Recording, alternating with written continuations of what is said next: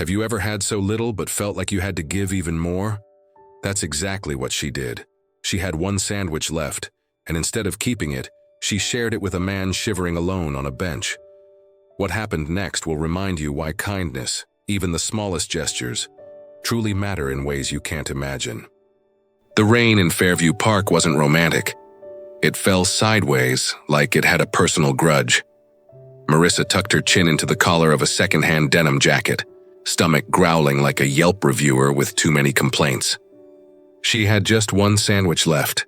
Thin turkey on rye with a little mustard, a lot of hope. It wasn't much, but it was hers.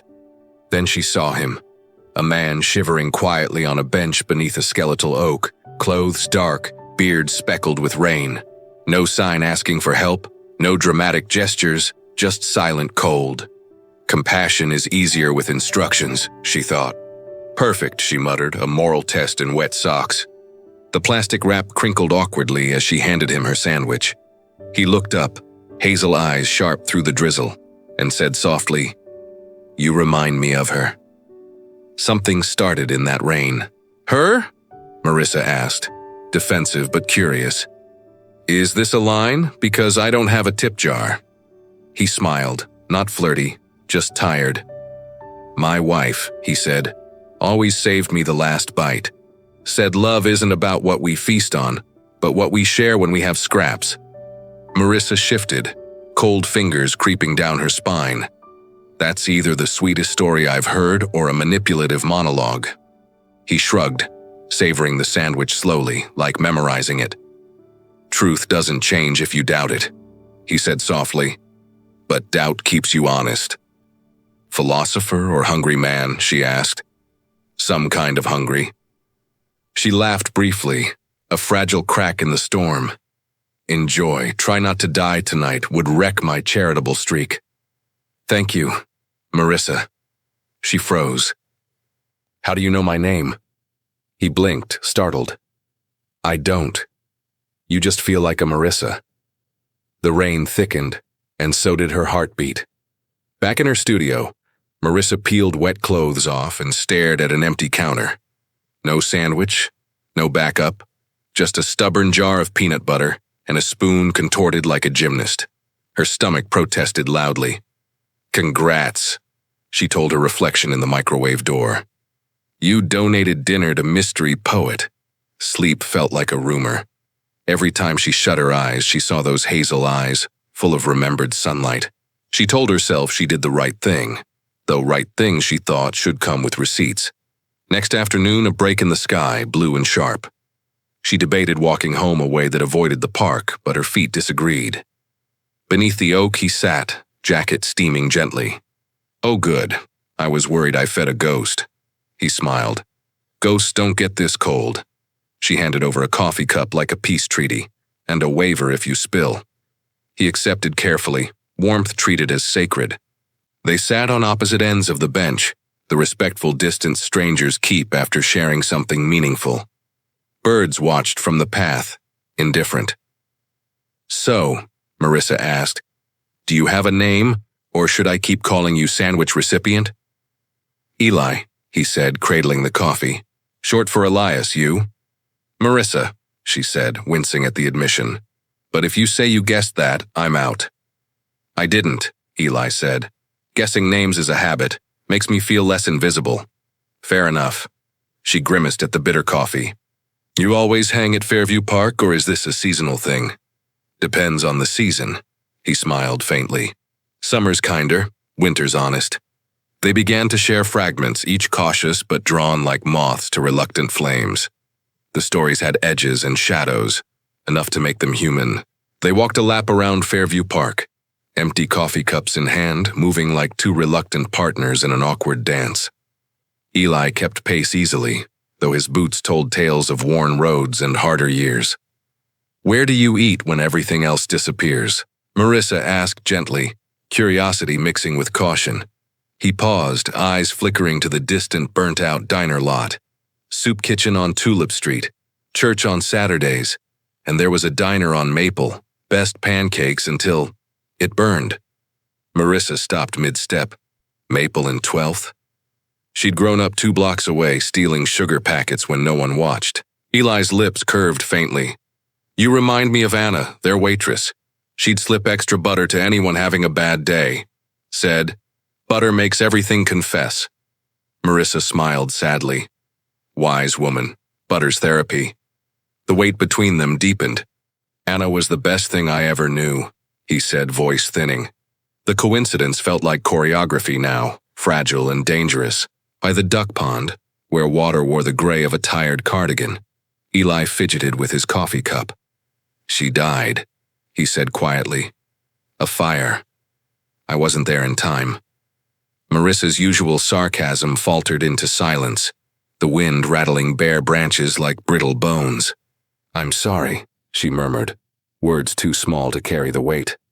I'm sorrier, he replied, something raw gnawing beneath the surface. I don't want to talk about it most days, but honesty feels lighter than the lies I tell just to stand. She edged closer. Upright is overrated. Sometimes sitting counts. A genuine laugh escaped him, surprise breaking the grief's hold. You're sharp. Deflecting with humor is my cardio, she smiled. Before the bench, what did you do? Built things, broke things, tried to fix both, he answered. Vague flavors, those, she teased. Matched only by coffee, he said, casting a wary glance at the door. Morning brought crisp light and determination. Marissa arrived at the bench armed with granola bars and 2 bananas. Legally considered jokes without peanut butter, Eli teased. She produced a small jar, victorious. They ate, an odd friendship woven between crunch and conversation. A jogger passed and flinched, an invisible barrier erecting itself without words. Homelessness is contagious, Marissa said bitterly. Anyone can catch a bad year. Eli's calm reply, truth rarely comforts, pierced her. She shot him a look. Truth hardly ever did. Thanks again, he said. Keep saying that and I'll bill you, she warned. His gaze drifted to the distant burnt diner site, grief tightening his expression. Remembering a door I can't open, he said softly. Try me, she challenged. I'm good with stuck things. They approached the diner wreck site, surrounded by chain-link fences guarding empty dirt and faded posters. Eli stood frozen, touching the boundary as if it could shock him. I thought grief was carpentry once. Measure twice, cut once, get life back. Marissa leaned her forehead to the cold fence. Maybe grief is a kitchen. You make something from almost nothing, but it never tastes the same without the one who gave meaning. Eli nodded, slow and grateful. Anna made every bite a reason to stay. She looked up, feeling silly for her gesture. I would have eaten at her counter every day. You are, in a way, he whispered. The sadness thickened between them until broken by hunger's honest demand. I'm hungry again, she laughed, the smallest mercy shared. They detoured to Lou's food truck, hot dogs either transcendent or disastrous, thrill and surprise. Marissa handed Eli a towering, fiery one. Careful, this comes with lava and moral ambiguity. Laughter bridged their shadows. Missed eating like this, Eli admitted. Not the blisters, I hope. Normal conversations again, she replied, warmth rising her cheeks. Bites off the record today. They claimed a curb, sharing more than food, a fragile peace in the salt air. Do you walk home alone? He asked quietly. Fiercely, she replied. I'm meaner than I look. Not worried, he said. Just aware. Aware of what? The shadows. I've slept in most of them. How do you know my shadows? Because I've lived in their corners. Marissa bristled at pity. You lecturing me about safety? That's rich. Eli flinched. Didn't mean, I know, she said fast. I've walked these blocks since I could spell corner store. Don't make me your rescue mission. I'm not a hero, Eli said quietly. Silence shaped the space between them. Sorry, Marissa softened. Sometimes my mouth leaves brain behind. I get it, he said. Mine ran the other way, thinking everything, saying nothing. What kind of trouble? Lost doors. Vague's your flavor. And coffees. She smiled, a truce born in humor. But if you scare me again, I bring pepper spray. Deal, he said, on one condition. Here it comes. Coffee next time. Ambitious. Next day, drizzle and wind. Marissa arrived with coffee and apology rehearsed. Eli wasn't on the bench. She found him near the gazebo, hands braced, face pale, knees buckled. She caught him, steadying the weight. Clinic, now. No arguments or I invent new insults. He couldn't argue. At the free clinic, blood sugar danced interpretively. Relief cracked her laughter. His eyes fluttered open. Anna? He whispered. She shook her head. No, just me. Confusion and grief mixed painfully. Nurse D joked. You care about him? I care about things, Marissa replied, unsure. Eli awoke to rain tapping the window. Marissa sat silently beside him, book untouched. You stayed, he rasped. Loyal like a golden retriever with cynicism, she joked. A tattoo of coordinates peaked. Places promised not to forget. Military past. Once. That explains the posture and scouting exits. Habit made him glance at the door. Not good at coming home. Join the club, she smiled. Jackets don't fit. Thank you for insisting. Repeat gratitude, and I might develop feelings or hives. Both treatable, he whispered. Eli's eyes opened to rain tapping the clinic window. Marissa sat beside him, not reading her book but watching. You stayed, he said, voice rough but steadier. She joked. I'm loyal like a golden retriever, more cynical. A tattoo revealed on his arm. Coordinates of places not forgotten. Military, she guessed. He nodded. Explains the posture and door scouting. Old habits. I wasn't good at coming home. She smiled softly. Welcome to the club. Jackets don't fit. They shared a breath, fragile moments of trust growing. By afternoon, Eli sat up, prided over watery eyes. Nurse D handed strict instructions. Eat, hydrate, no marathon brooding. Marissa gathered his things, a worn jacket, frayed hat. Any place to stay? Shelter on Hastings if early. You'll get there early, she assured. Streets glowed late-day light. Eli confessed, I called you Anna once. You were 5 minutes from ghost status, she smiled. You sound like her. Lucky her, she joked. I don't know what this is. I don't save anyone. Neither do I. They looked at skies as if answers lived there. Shelter took Eli with plastic bin and silent kindness. Marissa hovered outside, awkward as someone losing a sentence. Get inside before the universe changes its mind. Eli paused. See you tomorrow? If you sit on the bench, my cardio has boundaries. Thank you for not leaving when my stories get crowded. You feed me yours, I feed you mine. Deal. Ducker clicked shut, hope and period. City sounds softened to proof, forward was possible. Marissa found a sugar packet from the downed diner. Symbolism whispered. Her phone buzzed. Empty. She laughed at herself and walked on, hunger learning a new name. The shelter had a faint smell of soap mixed with the aroma of the day's soup. The comfort of routine in a place built of necessities rather than wants. Marissa arrived earlier than usual, pretending it was by accident, but her heart raced with the intention to see Eli. He sat by the window clutching a styrofoam cup of oatmeal, his spoon moving methodically, as if the rhythmic scraping could chase away the ghosts that clung to his edges. You're early, Eli said without looking up from his food. Don't flatter yourself, Marissa replied, fighting a smile. I was just scouting breakfast options around the shelter. Looks like you win. His faint smile was like a brief sunrise on a bleak morning. Not many contestants, he added. Marissa folded her arms, watching the way the shelter's flickering fluorescent light softened the hard lines of his face. How long are you planning to stay here?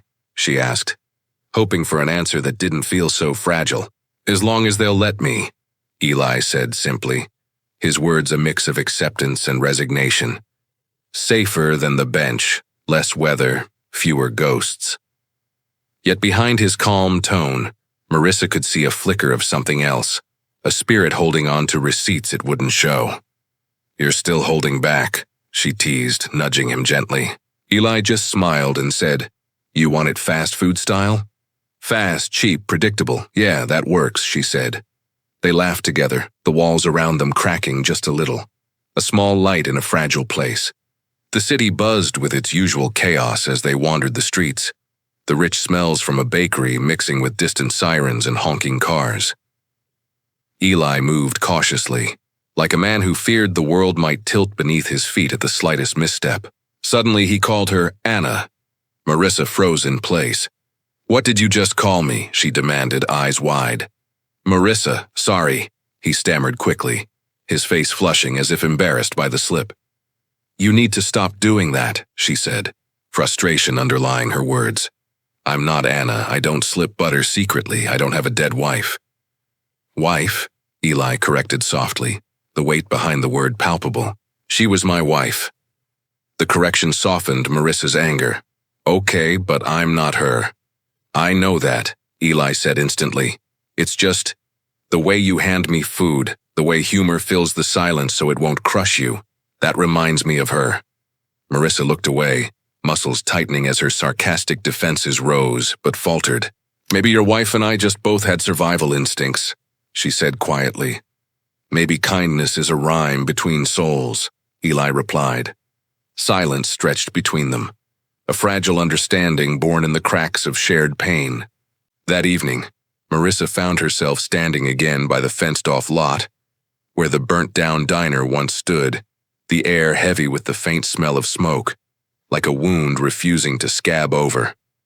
Eli stood close by, gripping the chain-link fence with a trembling hand, head bowed as if the weight of the past pressed down on him. "Do you haunt every tragedy in town, or is this your favorite?"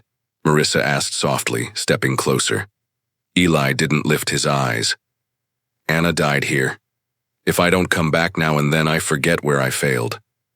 Marissa's throat tightened. "That isn't haunting, it's torture." "Same thing," Eli said, voice cracking. "You carry it like penance, but you're not Job, you're just Eli. And Eli still needs food and sarcasm therapy." Finally, he looked up. His eyes were sharp with a mix of grief and gratitude. "You don't let me romanticize my pain. Maybe I needed that." "Good," she said briskly. "Romance is for flowers. Pain should stay ugly."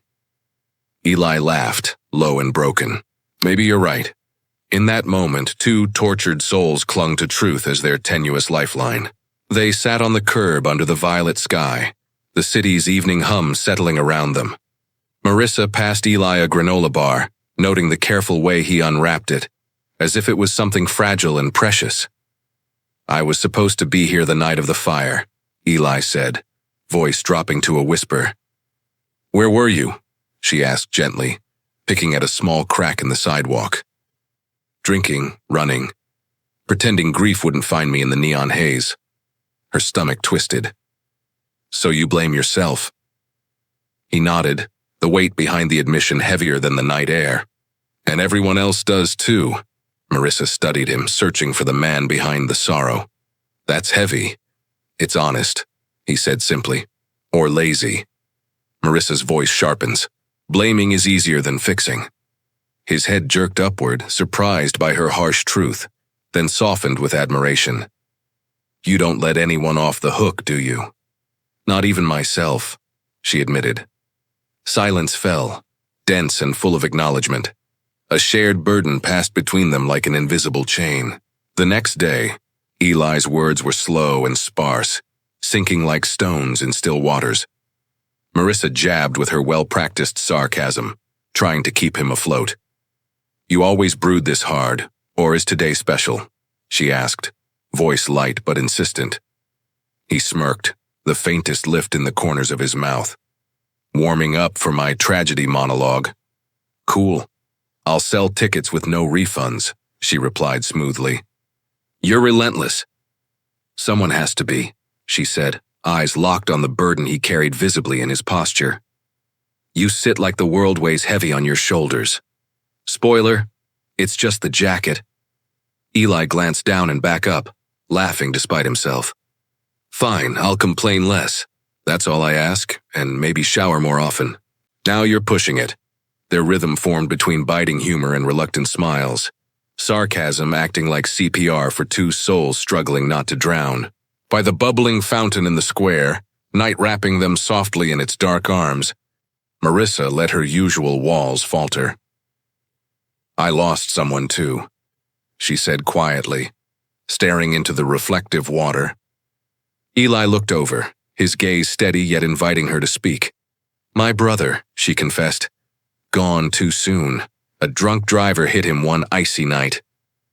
The words felt heavier than she expected, sinking into the silence that followed.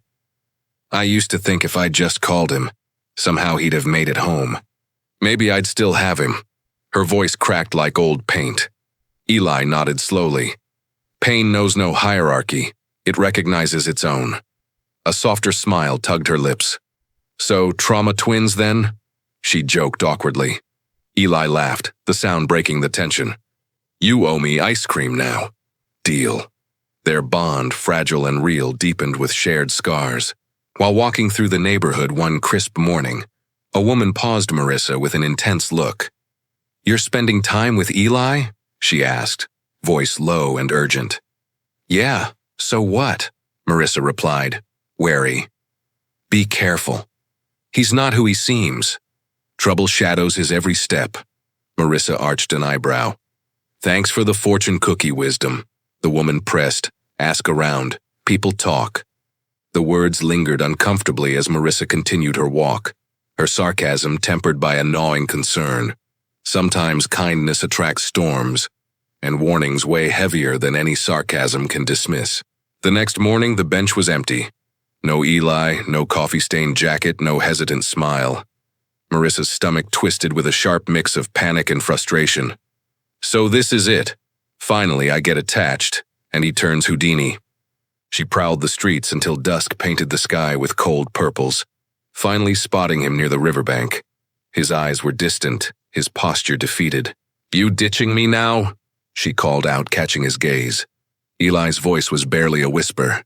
"I didn't want you to hear the things they say about me." "Newsflash. I already did," she shot back with a forced smile. "And I'm still here. Stop running, it's annoying." Relief cracked his features as laughter escaped, fragile but real. That night, under the dim glow of a street lamp over lukewarm coffee, Eli unfolded more than Marissa expected. "I wasn't just a husband, I was trusted. In business, in community," he began, voice ruptured by past pride and present shame. "Then the fire came. It took Anna, it took trust, everything. Once people stop trusting you, money burns faster than wood." Marissa's eyes widened. "So you went from boardrooms to park benches?" Eli nodded slowly. "And I deserved every step." Marissa sipped her coffee, staring into the dark swirl of bitterness. "If you're lying, you're the most committed liar I've ever met." The honesty between them was a fragile thread, binding unlikely allies. Her apartment, Marissa typed Eli's full name into a search engine. Headlines screamed, "Elias Grant faces charges in diner fire negligence." Her heart sank. Great, I just fed public enemy number 9. But in Eli's voice, the truth fought the ink's condemnation. She realized the story was complicated, layered with pain, guilt, and fallibility. Headlines don't tell the whole story. Neither did she yet. Marissa returned to the park, thrusting the newspaper into Eli's startled hands. "Care to explain your bedtime reading?" she teased, masking concern. Eli read, sighing. "It's true, I cut corners. Didn't mean to, but I did, and Anna paid the price." Marissa crossed her arms. "You're either the most honest criminal or the guiltiest innocent man." "Maybe I'm both," he said quietly. "I hate that you say that without flinching. Because truth hurts worse when it's wrapped in softness." For 2 days, they didn't meet. Marissa paced, debating whether loyalty to a stranger was bravery or folly. Dark thoughts whispered, "Choose the hurricane, not the fire." Her usual sarcasm struggled against the weight of uncertainty. Even her stubborn hope wavered under the storm of doubt. On the 3rd day, Eli reappeared quietly, waiting on the bench without words. "You skipped 2 days," Marissa said, voice edged with relief and accusation. You skipped an explanation, Eli replied. I gave you one. Yeah, and it sucked. Their eyes locked. You're still here, that means more than you know. Anger softened into fragile affection. Don't get used to it. I won't. That's why it matters. Walking beside the river's edge, Marissa asked, What now? Eli's answer was simple. Try proving I'm more than a headline.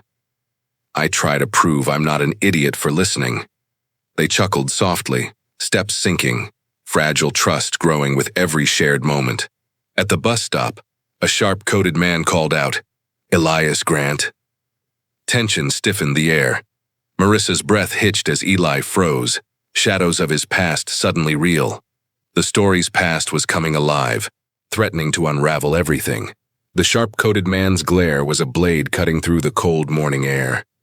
Eli's hands clenched, knuckles paling as past ghosts crowding the present threatened to overwhelm him. Marissa stayed close, a silent shield between Eli and the judgmental gaze.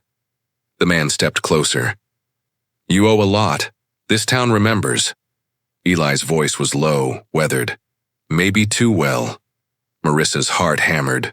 The shadows of Eli's past weren't just rumors, they were chains. But in that moment she realized the real fight wasn't in hiding from the past. It was in choosing to face it. Eli and Marissa retreated to her small apartment, the walls thin but safe. They'll talk until the walls fall, Eli said quietly. People love to write endings before the story's done. Marissa nodded, lighting a candle, the flame flickering like fragile hope. Then we write our own chapters. Eli examined the warmth in the room, more than just light. You're stubborn, he chuckled, and you're worth it. They sat in silence, the uneasy peace between two broken souls palpable, but comforting. One afternoon, Marissa found a worn photograph tucked inside Eli's coat pocket. Anna smiling beside the old diner, a beacon of joy frozen in time. She seemed alive, Marissa said softly when Eli noticed. Eli's eyes darkened. You don't know how much I miss the days when things made sense. She reached for his hand, the gesture bridging the past and present. Then let me carry some of that weight. You don't have to bear it alone. Eli's lips quivered, a quiet surrender to trust. Marissa and Eli started visiting the community center together, where opportunities waited like unopened gifts. He signed up for job training. She helped support his first steps back into normalcy. Every small victory counts, she said one morning. Eli nodded, determination brightening his tired eyes. And every step away from the bench is a step toward light. They laughed softly, savoring the fragile taste of hope. A crossroads loomed when Eli got a call to visit a distant city for a job interview. It's a chance to start fresh, he said, uncertainty mingling with hope. Marissa felt the weight of impending separation, but masked it with a smile. No matter where you go, some benches aren't just places, they're people. Eli looked at her, understanding deeper than words. Then you're my home. With promises whispered against the backdrop of a setting sun, they faced the unknown, hearts tethered across miles. Eli found an old box in the shelter's lost and found. Letters Anna never sent, folded and faded by time. He traced the ink like a map through grief and love. Marissa watched the quiet unraveling. Why save pain? She asked softly. Eli's voice trembled. Because without it, I'd forget the weight of what held us together. The letters became sacred relics between them, bridges to a past painfully alive and a future yet unwritten. Days folded into one another, stitched with shared meals and cautious smiles. One evening, Eli hesitated before saying, I want to believe in us, but I'm afraid to break someone again. Marissa took his hand, steady and warm. Promise me one thing, honesty even when it hurts. He nodded, tears gleaming. No more running. That unspoken promise built a fragile foundation beneath the cracks. Walking through a crowded market, Eli flinched at whispered voices. There's no hiding here, Marissa said gently. But maybe facing the crowd together dilutes the whispers. They moved side by side, blending strength and vulnerability against the cacophony of judgment and curiosity. Every step forward was a silent rebellion. Inspired by their journey, Marissa and Eli sketched plans for a cafe, a place for second chances where stories like theirs could unfold without judgment. "We'll name it Last Bite," Eli suggested, voice lighter than it had been in years. A place to feed more than hunger. The dream was fragile, but hope stirred between them like a slow-burning flame ready to ignite. Just as Last Bite seemed within reach, a sudden storm swept the town, figurative and literal. Old enemies reappeared, threatening to unravel progress. But Eli and Marissa stood firm, their bond tested and strengthened in the tempest. Together they faced the storm, learning that sometimes the darkest nights birth the brightest dawns. The foundation of Last Bite was laid on shaky ground, both literal and metaphorical. Eli and Marissa spent long days cleaning, painting, and dreaming. The community was skeptical, the past still whispering doubts, but with every brushstroke they reclaimed a bit of trust. "Rebuilding isn't just wood and nails," Marissa said. "It's faith." Eli's nod was quiet but resolute, hope beginning to bloom amidst the ruins. Surprising support arrived from unlikely corners: a former diner cook, a local artist, strangers touched by Eli and Marissa's story. Invitations for help, donations, and warm words fed the project's fragile momentum. "Sometimes," Eli mused, "the world's kindness is hidden beneath layers of judgment." Marissa smiled. "Like us." With the cafe's opening nearing, they hosted a community potluck on the lot, breaking bread with neighbors and skeptics alike. Conversations sparked, laughter wove through the air, and borders softened. "This," Marissa whispered, "is why it matters." Eli agreed silently, the crowd's warmth melting frozen doubts. Despite progress, shadows surfaced. A local journalist approached Eli with questions about the fire. Past mistakes spotlighted anew. Marissa stood firm beside him. "Transparency is tough, but honesty builds bridges," she encouraged. Eli faced the spotlight with trembling courage, ready to own his story and rewrite his future. Stress mounted as financial strains and lingering mistrust threatened the cafe's debut. Marissa and Eli weathered arguments and doubts, but their bond deepened. "Hardships are chapters, not endings," Eli said through clenched teeth. Marissa squeezed his hand, a silent promise of solidarity amidst the storm. The grand opening was a humble celebration, rain pattering softly against the awning. Faces old and new filled the space, proof that second chances bloom with care and courage. Eli lit a candle at the counter, eyes gleaming with a mix of pride and relief. "This is just the beginning," Marissa said, voice full of hope. As the cafe thrived, it became a haven for stories, laughter, and healing. Local artists displayed work, volunteers shared meals, and friendships blossomed. Marissa marveled at how a place built from ashes became a beacon. "Community is more than a word. It's a lifeline." Eli's smile reflected hers. Together they had built something enduring. One morning, Eli surprised Marissa with a small garden planted by the cafe entrance. Flowers and herbs, symbols of growth and renewal. "Life's about planting seeds, even if you won't see them bloom," he said softly. Marissa touched the earth, hope rooting deeper in her heart. Past regrets occasionally surfaced, testing their resilience. Eli confessed fears of failure and loss. Marissa shared her doubts too. Together they learned vulnerability was not weakness but strength, weaving threads of trust stronger than any past pain. With seasons changing, Last Bite stood strong, a testament to redemption and renewal. Marissa and Eli stood beneath the cafe's soft glow, dreams simmering between them. "The road ahead is unwritten," she said, "and with you, I'm ready to write it." Eli took her hand, the future no longer a shadow but a horizon filled with promise. Spring breathed life into Last Bite, and its owners alike. New faces joined the cafe community, young writers, struggling artists, and hopeful dreamers. Marissa watched as Eli offered a tired poet a cup of coffee and words of encouragement. Hope had context now, no longer just a word but a living spirit in their shared space. Each seedling of kindness grew roots stronger than walls. One chilly morning, Eli hesitated before stepping outside, haunted by memories and whispers of the past. Marissa noticed the shadows pooled behind his eyes. "Fear visits even when a man's home," she murmured. Eli nodded slowly. "But with you, it lingers less long." Together, they faced the ghosts, armed not with denial but with raw honesty and love. Eli surprised Marissa with an old, out-of-tune piano he found discarded behind the shelter.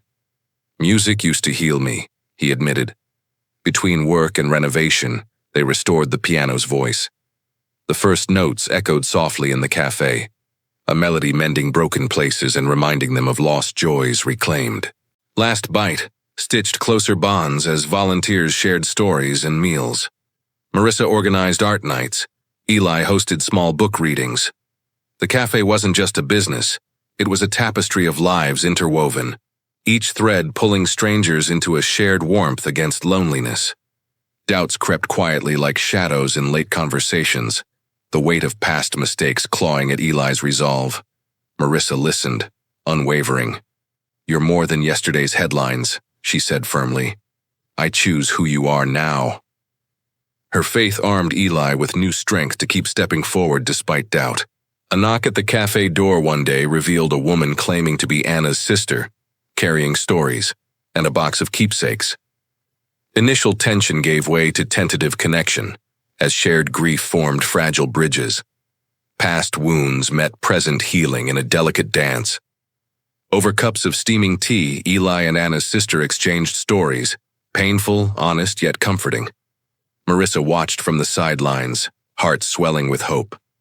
Understanding sprouted where silence once reigned, opening paths toward forgiveness and peace. A sudden downpour threatened the day's outdoor poetry gathering. Instead of dispersing, the group huddled inside Last Bite, voices rising over the rain's drumbeat in a spontaneous celebration of resilience. In shared shelter, rain was no longer a threat, but a blessing, washing away old doubts. Eli and Marissa stood hand in hand as they planned future expansions. A reading corner, a community garden. Their dreams no longer solitary, but shared visions fueled by the people they'd touched and the ones who had touched them. Late one evening, alone in the softly lit cafe, Eli penned a letter to Anna. He wrote of struggles, of hope, and of Marissa, the unexpected light in a long night. The letter wasn't for sending, but for healing. A quiet victory, healing invisible but profound. Eli faced a choice, the city job or the cafe that had become his second chance. Marissa watched quietly, understanding the weight of the crossroads. "No matter where you go, some roots run deep," she whispered. His answer was in the way his fingers found hers, a silent promise amid uncertainty. Unexpected mail arrived, a letter from a distant relative of Anna, offering apologies and unfinished stories. Eli read aloud, voice wavering but steadying. Healing, they realized, often begins with acknowledgement, even from unexpected corners. A figure from Eli's past visited the cafe, stirring old feelings and questions. Marissa grappled with trust, vulnerability, and the complexities of love forged in broken places. The encounter became a test, not of Eli's character, but of their bond's resilience. A dedicated volunteer brought seeds and tools to start the community garden. Working side by side, the group planted not just flora but seeds of renewal and connection. Marissa smiled, recognizing growth transcended the soil. The piano's melody filled Last Bite once again. Eli played softly, notes mingling with laughter and conversation. Music wove memories and dreams, reminders of light in the darkest paths walked. A literal storm battered the town, threatening the cafe's fragile progress. Volunteers rallied, neighbors sheltered together, and true community spirit sparkled amid the chaos. In the storm's eye, Eli and Marissa found strength and belonging. Marissa faced personal doubts about the future. Eli's quiet support and faith became a fortress against her fears. Together, their courage grew not from grand gestures but shared moments of vulnerability. They created a space for children to read and play, filling Last Bite with new energy and laughter. Watching families gather, Marissa felt the cafe's true mission unfold, a home for second chances of all kinds. Artists painted a mural on the cafe's outer wall, an evolving tapestry of faces, stories, and hope. The work became a symbol of transformation, inviting all to be part of the ongoing story. On their anniversary of opening, Eli and Marissa reflected on the journey, the heartbreak, the healing, and the hope. Hand in hand, they faced the future, knowing their story was still being written, chapter by chapter, with love as their guide. Years later, Last Bite stood as more than a cafe. It was a legacy of kindness and redemption. Marissa and Eli watched new generations walk through the door, faces eager for warmth and belonging. Their vision had outgrown its humble beginnings, now a beacon calling those lost and hopeful alike. "This is what dreams look like," Marissa said quietly. Eli nodded, eyes reflecting the glow of countless shared stories. They had built more than a business. They had built a home. Familiar rain fell softly on Fairview Park, the place where it all began. Marissa found herself walking the path, a sandwich in hand, searching for the quiet figure she once found shivering on a bench. Eli was there, older but steady, waiting not just for bread but for moments shared, lives healed. Their journey was a testament to how one small act of kindness could ripple through time, changing everything. In the quiet hours, Marissa and Eli reflected on the winding road they had traveled. Loss, forgiveness, hope woven together like a tapestry. They spoke of mistakes made and lessons learned, of moments when giving up seemed easier than moving forward. But their love and commitment had been the compass through storms and shadows, guiding them toward light and renewal. With the cafe thriving, a new opportunity arose, a chance to expand the impact, to bring Last Bite to other struggling communities. Marissa and Eli embraced this new chapter with courage, knowing that their story was not just their own, but a call to everyone seeking redemption and connection. Their mission continued, fueled by faith in second chances. As the sun set over the town, the soft glow of Last Bite cafe lights spilled onto the streets, a symbol of enduring hope. Marissa and Eli sat side by side, hands intertwined, hearts full. "From one last bite to forever," Eli whispered. Marissa smiled, knowing that in a world often full of scars, their story reminded everyone that kindness and love could heal even the deepest wounds, one shared moment at a time.